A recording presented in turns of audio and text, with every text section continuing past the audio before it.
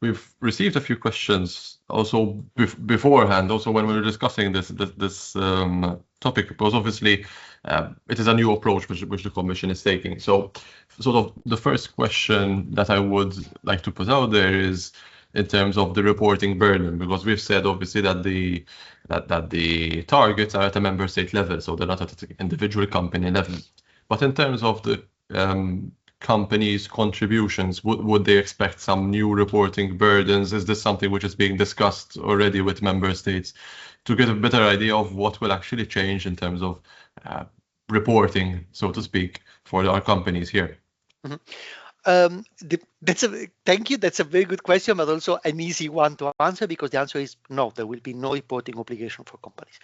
The idea of setting the target at member states level in this format means that the member state can extract the information that they need without asking companies to report anything, exactly because you don't have targets for the company. So effectively, the way this would work, and I think I'm happy to report that one member state has already done the exercise on a voluntary basis just to check where they were last year and how far they would have been from the target. From a member state perspective, you have your vehicle registry, where you have the new registrations every year, and you're already reporting on that anyway. You just need to cross-reference that with your undertakings with your company's registry to exclude from these the vehicles registered by an SME, and that's all you need. So the reporting requirement for member states can be fulfilled by simply cross-referencing data that the member state already has. The only difference between one member state and the other will be that some member states we know already identify vehicles registered by SMEs directly in the vehicle registry, so that will be immediately. For others, other member states already have a cross-reference between two registries. For some member states, they will need to do this cross-reference, but it's a minimal exercise, and then you will just extract the data and cross-reference it automatically. And another question, sort of a bit related, but not necessarily, in the sense that okay, the member states are expected to sort of incentivize and push companies towards this adoption. Is there a possibility within the proposal for member states to go beyond what the proposal says and actually set in company targets? It is possible, but member states can already set company targets today. We have one example. Famously, France already has in place a system with mandatory targets for certain enterprises. So it is possible. Member states can. I mean, the proposal doesn't remove the possibility for member states to do so, but we would not expect member states to go this way. I mean, it's a choice of a member state. It's a national choice, and again, member states could, if they wanted, already do this now. What we have seen is we have a number of member states that have achieved much better results by shifting the financial incentives and fiscal treatments of vehicles. The example we refer to quite often is Belgium. Belgium changed the way the company cars are taxed, in the sense that they limited the financial incentives that are given to company cars to progressively only zero-emission vehicles, and their corporate markets turned around completely in a matter of 2 years. And this is without extra cost, because you're not giving extra incentives. You're just modulating. This can be, depending on how you do it. You can increase incentives for zero-emission vehicles. You can shift around and say, I keep the same expenditure at national level, but I shift it so that I give more to zero-emission and less than I'm doing now to conventional vehicles. Or you can even do it in a way where that is beneficial to your national budget, because you're just reducing incentives to the non-zero emission corporate vehicles. But in general, we would expect most member states to do this in this way, via incentives and creating better conditions than by setting targets. But it's a national choice. Well, So thank you again, Dario, for your presentation and for your clarifications as well. We're going to move on to a panel discussion. You're welcome, obviously, to stay with us and also hear the contributions by the rest of our speakers. If anyone else would like to also put down questions in the chat, please do so as well, and we'd be happy to go over them. But now, as I already introduced our three speakers, so we have Professor Maria Attard, Mr. Chris Borg Cardona, and Mr. Joseph Bugeja. Perhaps I'd like to start with a question for Professor Attard, directly related to the direction that the Commission has taken within the proposal. So, in a recent paper, you and your colleagues had highlighted how decarbonisation in transport should not be sort of a one-size-fits-all approach or solution, but should be tailored to the specific geographical context. We've heard through this proposal that the approach taken in terms of setting national targets is one based on GDP, and I understood that it's also calculated that way given the cost of the vehicles involved, or the cost of the transition. What is your take on this approach? Are there other factors that should have also been considered when setting national targets?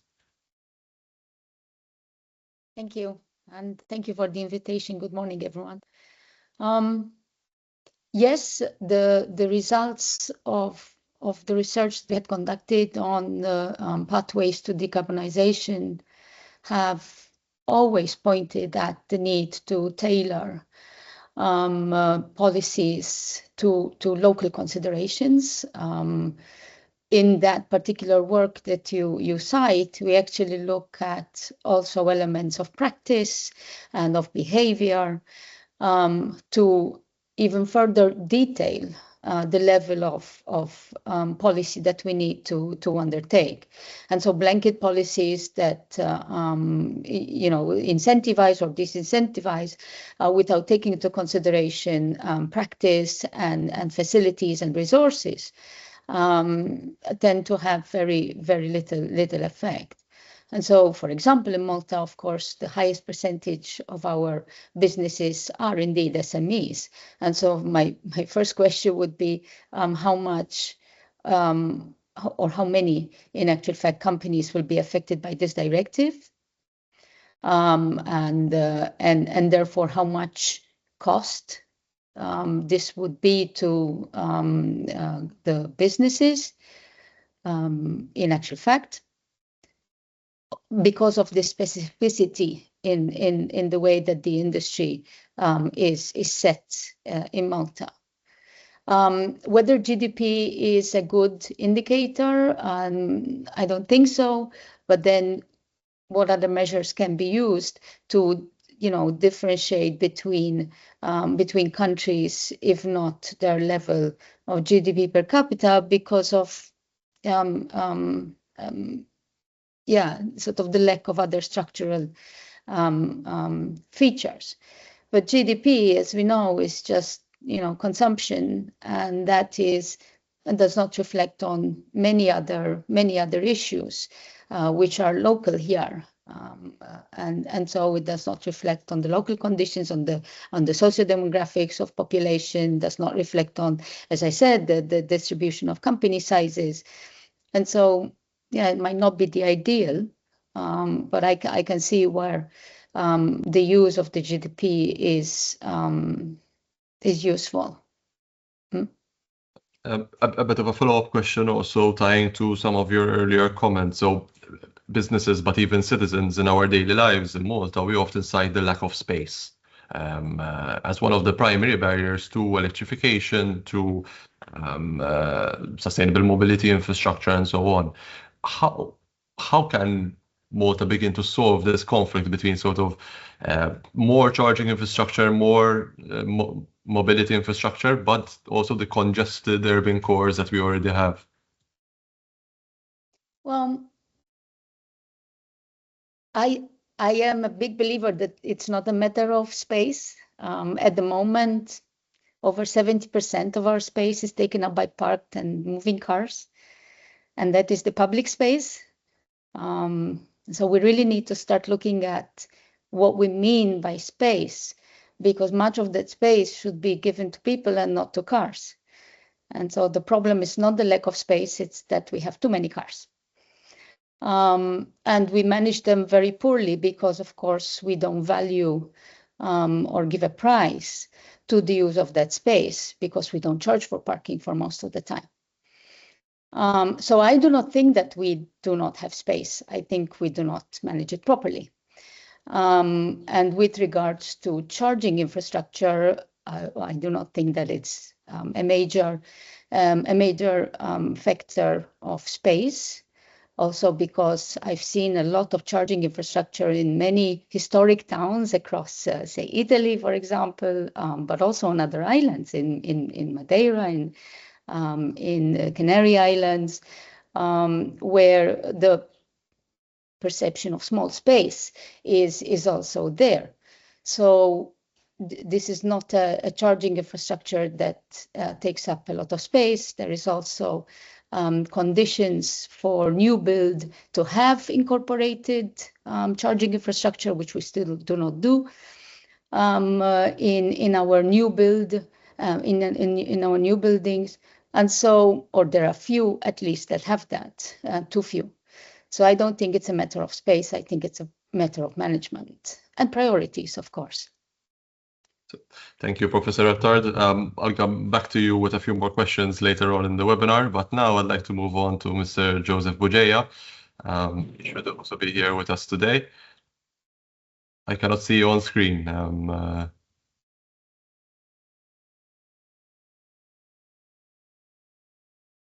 While we try to get a hold of Mr. Bugeja, maybe I can ask a question to you, Chris, Mr. Chris Borg Cardona. As I mentioned, Group Head of Logistics at Farsons. Farsons is a local, large company. And in fact, you didn't necessarily wait for some sort of EU policy mandate to start exploring green logistics, sustainable mobility. My first question is, what has been your experience so far in terms of exploring these different solutions? I also saw that you had some pilot projects in this area, and your biggest positive surprise, but also the challenges faced as a company. Yes, good morning, everybody. Basically, we did not wait for the policy mandate to be implemented. We have already started transitioning our passenger fleet to electric vehicles. And today, around 25% of our passenger vehicles are fully electric. We also introduced electric light commercial vehicles mainly for our client services department. And based on their performance, we must say that we are now processing and transitioning the entire fleet in this segment. This year, we're looking at purchasing more of these vehicles, and we'll have 70% of the light commercial vans, all EVs. Our biggest possible positive, surprises has been the operational performance of electric vehicles. They have proven to be extremely reliable and cost-effective. The challenges, though, differ per category. Passenger vehicles remain more challenging, mainly due to charging infrastructure constraints, particularly for employees who do not regularly work from the office, like our sales teams, and rely on street charging. While, yes, infrastructure is improving, availability is still uneven in certain places. Heavy commercial vehicles is the most difficult segment, and this is also exempt from this EU policy. We did invest in a small truck, but it's difficult to continue investing in larger trucks. The upfront investment for both the vehicle, but also the required high-capacity charging is extremely high at present. Remains the major barrier, despite our willingness to invest electrical heavy commercial vehicles. Thank you very much, Chris, for that intervention. My next question. Sorry, Gabriel, can you hear me? Yes, yes, we can hear you now. All right. Just to let you know that I am present, but I had a problem with my laptop, so I'm featuring a Stony Mifsud. No worries, no worries. Thank you very much, Joseph Bugeja, for joining the call. We're used to these technical difficulties in the digital age, so it's not a problem. Thank you. Chris, before we move on to Joe Bugeja, I just have a follow-up question. Okay, good. So sort of the upfront cost, as you mentioned, is probably one of the biggest challenges which companies often face, aside from the space as well, as we already mentioned. But in terms of companies that are already starting to transition, you are one of them. Is this the only factor, sort of? Are there other benefits that can help out, also outweigh the costs involved in taking up EVs? Yes, the initial cost, upfront cost of EVs is require a high initial investment. However, focusing only the purchase price, as you said, do not give the full picture. From our experience, electric vehicles deliver lower operating costs, particularly in terms of energy and maintenance. Charging costs are substantially lower than fuel, especially for high mileage use, in our case, our sales teams. And also maintenance costs are reduced due to fewer moving parts, absence of oils and filters and other consumables. That said, we look at the full cycle of the vehicle, including the resale value at the end of the use. The total cost of ownership tends to be broadly comparable rather than cheaper. Usually, internal combustion engines currently retain a higher resale value than that of electric vehicles, which then offsets some of its operational savings achieved during the use. This is where subsidies and incentives schemes come in. The financial support for the new EV purchase helps bridge the gap created by the initial upfront cost and the residual value uncertainty. That eventually makes it easier for businesses to commit to electrification earlier. Mm-hmm. I'll also come back to you about a question regarding financial incentives, but first I would like to leave the floor to Mr. Joseph Bugeja. Thank you again for joining us, Chairman at ATTO.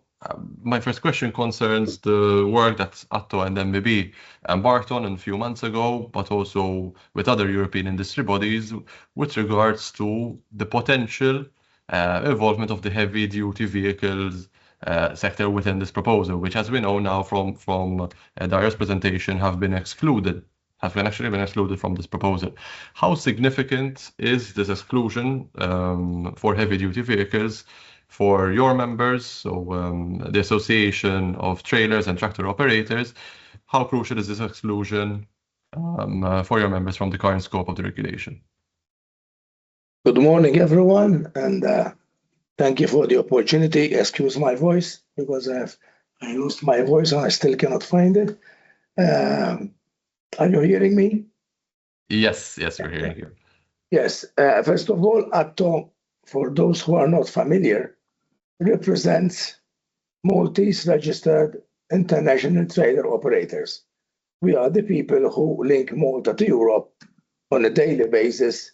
So we have mechanical horses and equipment in Europe for that part of the operation, and similarly equipment in Malta to carry out the Malta part, meaning that the sea transportation is limited to the trailer rather than the truck and trailer. Yeah, the position taken by us was very significant, I would say, and welcome, because we already had a hint listening to Chris talking about the investment issue for bigger vans and trucks. So imagine when we're talking of investment for mechanical horses which, as we know, cost at least 2.5 times a standard mechanical horse. So the financial aspect is definitely a serious concern. And here we are talking of today, our members who are 17 in total, but represent 85% of the cargo moving via Ro-Ro services to Malta. So it's quite substantial, with 55,000 trailers per annum. We have reached a fleet of 400 mechanical horses. So it's quite substantial. On the technical side, the technical aspect, we do believe that improvements have been done, but on the technical aspect, we are not there as yet. The better way is the technical aspect. We strongly believe that there is more to come that would eventually make this subject more attractive. Of course, the charging infrastructure within our network of operation to date, in our opinion, and with the team and IRU and all the rest, we strongly believe that it's not yet in place and needs time to be sufficiently increased and made to match the requirements. So we are not here saying that we are against electrification, because I believe that Malta is a good example of the culture towards electrification. We've seen it, we've managed it towards the individual cars and the uptake and the incentives launched by the government, and that is taken up. So also, so the culture is there, the culture is increasing. Unfortunately, not yet in our sector, but going back to some important points raised, a very important one is the value of second-hand vehicle compared from an electric vehicle to a combustion engine. The value of a mechanical horse at the end of its standard workable life carries good value. So that is something to reckon with. Mention was made of too many cars. I think that is our national problem by Maria. And what I beg to disagree is that space is an issue.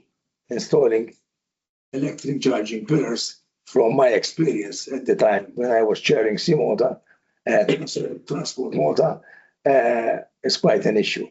Finding places to install charging pillars is quite a challenge in each and every town and village. Believe it or not, it is a challenge, but progress is being registered. So yes, this is the way we see it at ATTO. So it's not yet the time to go in that direction. In fact, my follow-up question is tied a bit to your last comment here. Sort of, what do you believe would be the must-haves for Malta's national infrastructure, or other enabling conditions, you could call them, to make the electrification of heavy-duty vehicles a reality, or at least more feasible for your members? You already mentioned infrastructure, for example. Yes, but again, going to infrastructure, we are talking of megawatt charging pillars. But as I explained, in the way we do business, we have to analyze it in two different aspects. One is the local scenario, which is very particular, and that is where lack of space is a major issue for creating the necessary within the facilities. We know, as you know, land is the most scarce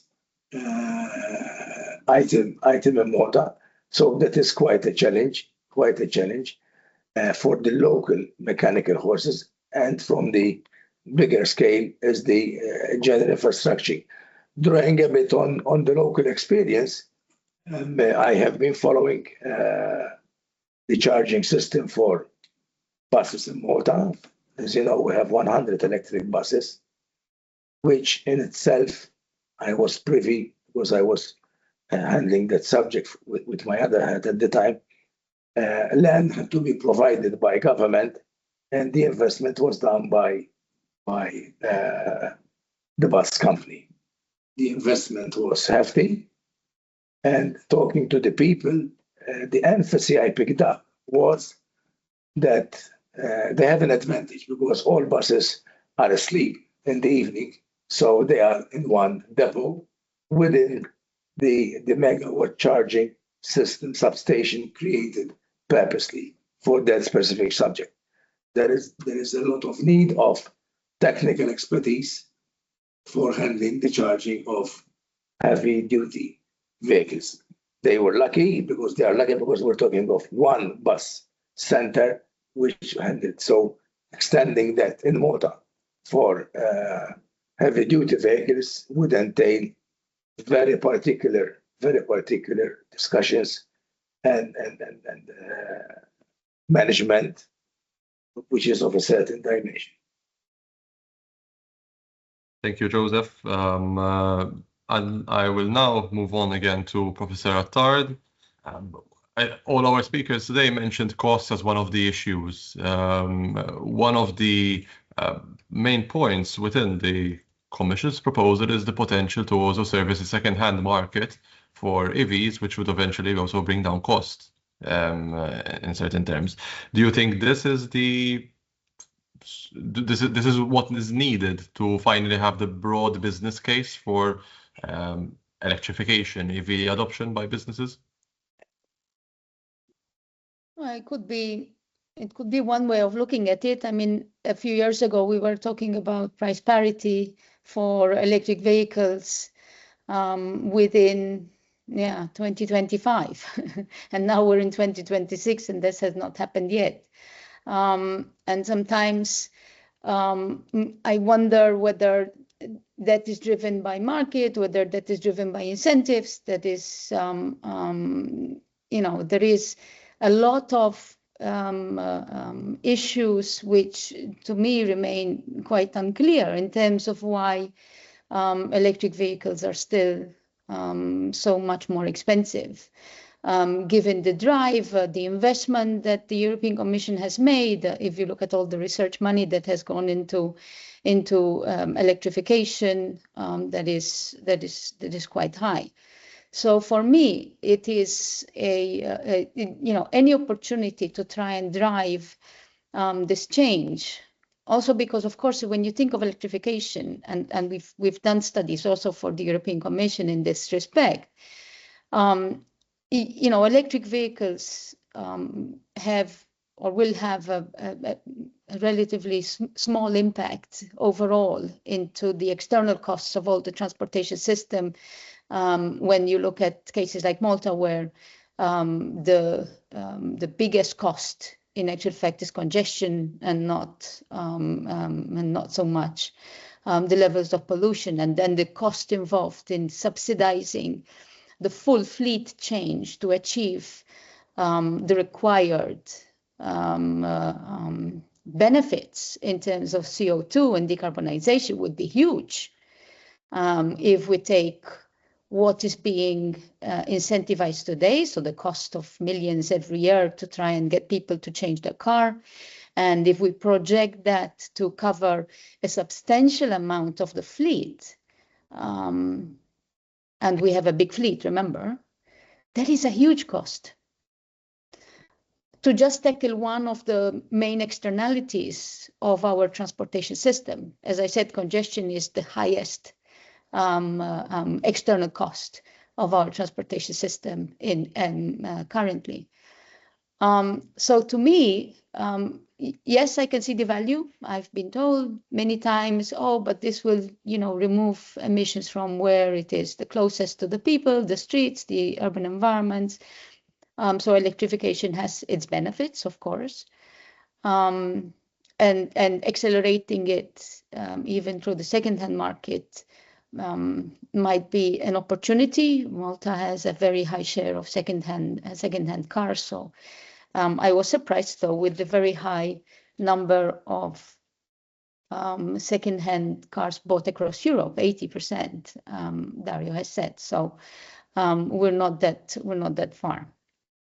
So I think there is an opportunity, anything that facilitates and drives this change, also because we're still very low in the share of electric vehicles in Malta, and this is maybe something we could work on and adopt.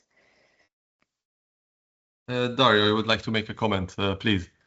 Yes, thank you. Just to because I took note and I agreed with a lot of the things that were said, but just what Professor Attard, what you just said about the share. Actually, the share of electric vehicles in new registration in Malta has been very high in the last couple of years.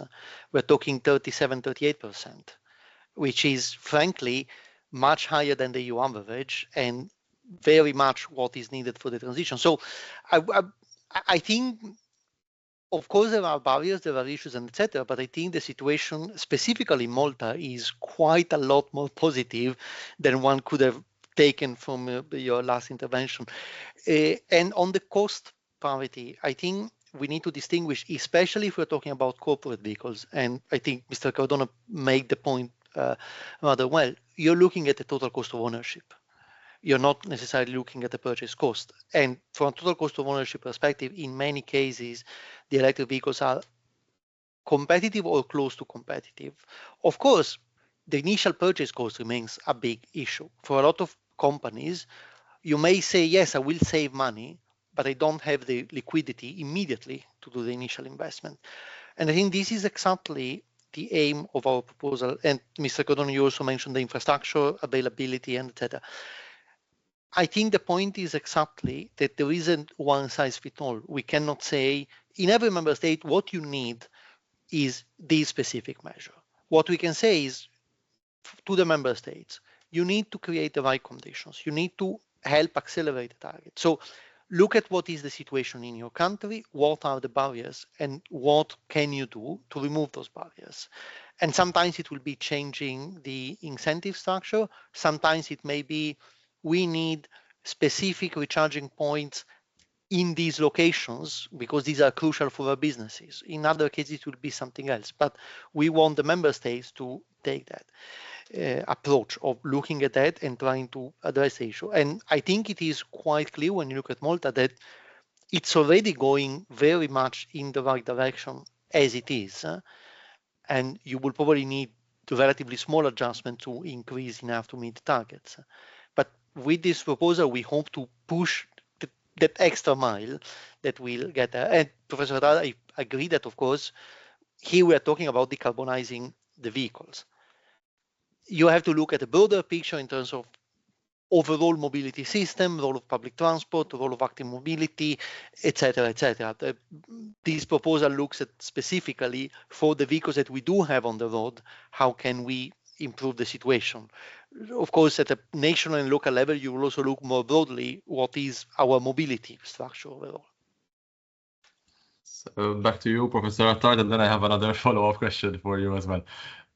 Yes, let's not underestimate the cost of the electrification to the public purse.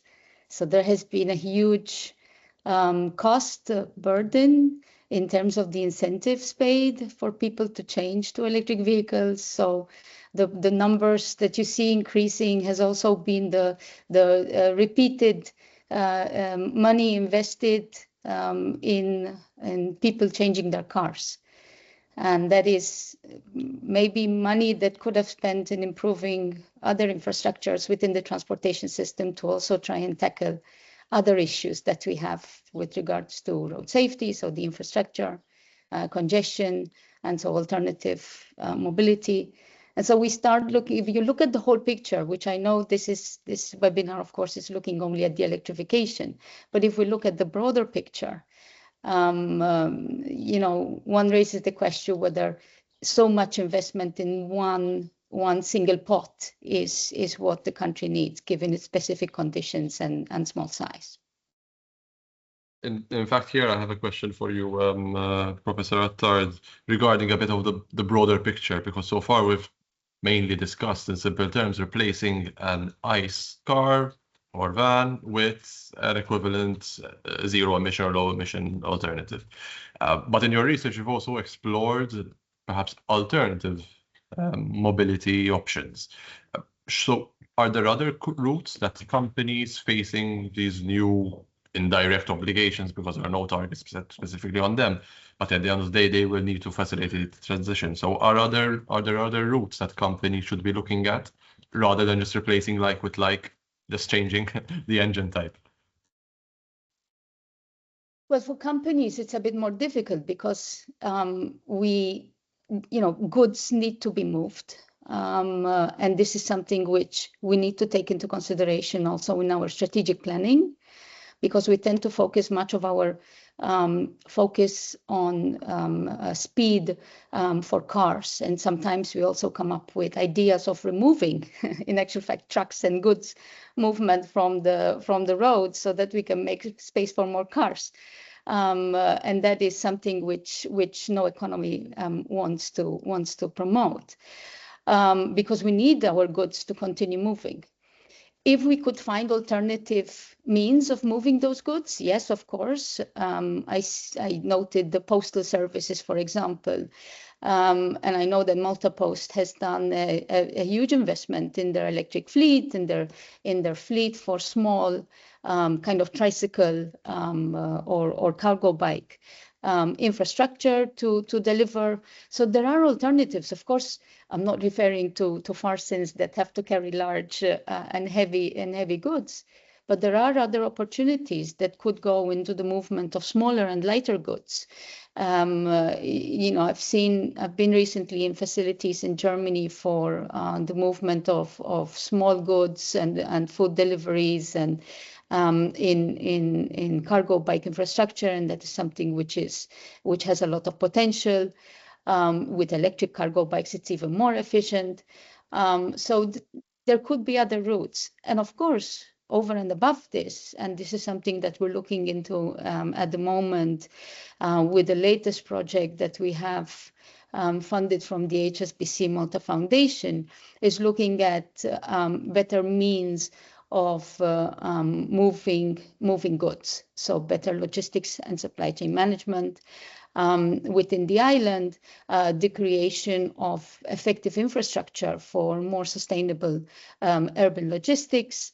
And this is something which we hope will help at least the starting point of the research, because there's very little research on goods movement, is to try and identify potential measures that Malta could invest in for more efficient urban logistics. But this only covers, of course, deliveries. Corporate cars is a fully other field, which would expect, I would think, also a rethink by employers on the kind of fiscal incentive associated with corporate cars. And changing that to offering other means of transportation facilities, which is not uncommon, of course. If you look at employee plans abroad, they have started shifting from providing private vehicles to providing other means of shared transport, instead of providing free parking, which some companies also do, using that space for other purposes, car sharing, and so on and so forth. So that's another area which one could explore with regards to corporate vehicles and employee commuting schemes. Chris, back to you. With reference discussions on the idea of a made in EU or made in Europe provision applying to, for example, funding support that companies could receive to electrify their fleets. As someone who manages a large-scale fleet, what would you make of such a restriction? I understand the intention, but encouraging purchasing of EU manufactured vehicles. However, from from a fleet operator perspective, this priority is to access reliable, safe, and cost-effective technology. At present, some, let's say, non-EU manufacturers are more advanced in certain technologies, EV technologies, particularly in battery and vehicle range. Restricting access to early could unintentionally slow the electrification rather than accelerating it. I think that is the reason for these policies. At the same time, policies should also focus on supporting EU manufacturing, but to remain globally competitive, but not restricting the sale within the EU itself. And in fact, also to be fair, here the Commission has issued other proposals, as Dario has already mentioned, such as the Industrial Accelerator Act, which is trying to also support the manufacturing base within Europe. And we're also happy to see that the discussions in terms of a made in EU definition is being shifted slightly to also consider made with EU in terms of our trading partners. So I think that is also already a positive change that we are seeing within the discussion. Now, Chris, focusing a bit on your company, but also your people, your drivers. So within the pilots projects that you've implemented, how have your own drivers reacted to the change? Was there an element of upskilling or training that they had to receive? How did Farsons go about it, basically? Based on our experience, drivers who transitioned to electric vehicles, overall, they embraced the change, making many quickly appreciated the quiet driving experience, smoother acceleration, and obviously also the reliability of the vehicles and low running cost. Resistance tends to come primarily from concerns around charging convenience or range anxiety rather than the vehicles themselves, where charging is straightforward, either at home, at work, or reliable public infrastructure, as acceptance is high. In terms of skills, EV requires some adjustments. Drivers benefit from basic familiarization around charging behavior, the range management, and efficient driving techniques, especially like energy regeneration through braking techniques. However, this is not a major upskilling challenge. It is more, about awareness and confidence in the use of the vehicle. Ultimately, I think once driver gains the hands-on experience and infrastructure improve, acceptance then increases for sure. Thank you, Chris. Joseph, my final round of questions to you, coming back to you. As chairman of ATTO, you've made several comments also in events and other activities with regards to the impact that certain EU legislation can have on Malta's competitiveness. So obviously we're talking about the Clean Corporate Vehicles regulation today, but you also mentioned other EU legislation. Why is this focus on competitiveness so important for your members, for Malta, for Malta's economy? You're muted, I believe. Okay. Thank you for the important question, because we have been quite present on the issue of competitiveness. Why? We are an island economy. We operate to mainland and from mainland Europe, and our main port of call is the port of Genova. Genova is 700 nautical miles to Malta and 700 nautical miles back to Genova. as I said, we handle 55,000 trailers or 1,300 per week. Why were certain EU introductions and systems uncompetitive? Because first of all, we as an island economy, we have no alternative but to place a trailer with cargo on board a ro-ro ship to ship it from Genova to Malta.